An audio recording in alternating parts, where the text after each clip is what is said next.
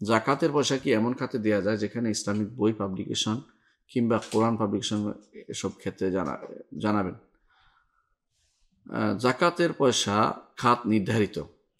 আমি চাইলেই এটাকে পরিবর্তন করতে পারি না বা যেভাবে ইচ্ছে এভাবে দিতে পারি না। জাকাতের খাত নির্ধারিত। জাকাতের খাত হচ্ছে আল্লাহ তাআলা বলে দিয়েছেন যে ইন্নামাস সাদাকাতুল ফুকারা ওয়াল মাসাকিন ওয়াল আমিলিনা আলাইহা ওয়াল মুআল্লাফাতি কুলুবুহুম ফির রিকাব ওয়াল গারিমিনা ফি সাবিলিল্লাহি ওয়া ইবনিস সাবিল। তো আল্লাহ তাআলা নির্ধারণ করে দিয়েছেন ৮টি খাত। এই ৮টি খাতের মধ্যে রাখতে হবে, এর বাইরে যাওয়া যাবে না।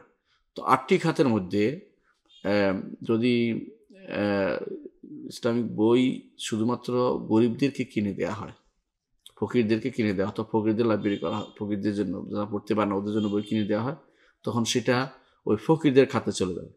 আর যদি ফকিরদের খাতে দিতে না চান, ফি সাবিলিল্লাহর খাত থেকে দিতে চান, ফি সাবিলিল্লাহ আল্লাহর রাস্তায়, তখন এমন এমন বই হতে হবে যেগুলোতে কোনো রকমের ভুল নেই, এগুলোতে কোনো সমস্যা নেই, এবং এমন পর্যায়ে হতে হবে যেখানে আর কোনো খাত দিয়ে কেউ সেটাকে সহযোগিতা করছে না। যেমন অমুসলিম দেশগুলোতে, সেখানে আর কোনো খাত নেই, সেখানে মুসলিমরা বসবাস করছে, সেখানে দাওয়াতের ক্ষেত্রে এটা খুব জরুরি জিনিস, তখন সেখানে সেটা ব্যবহার করতে পারবেন।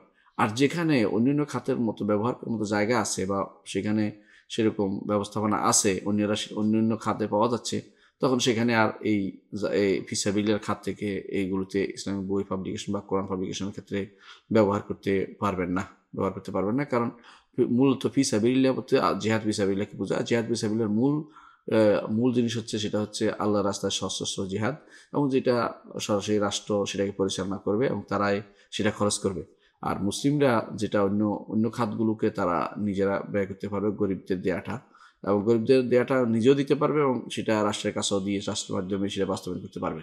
আর যেখানে রাষ্ট্র সেটা নেয় না, বেশিরভাগ রাষ্ট্র এখন নিতে চায় না, সেটা গরিবরা ধনী লোকেরা নিজেরাই গরিবদের মধ্যে তা বন্টন করতে পারবেন।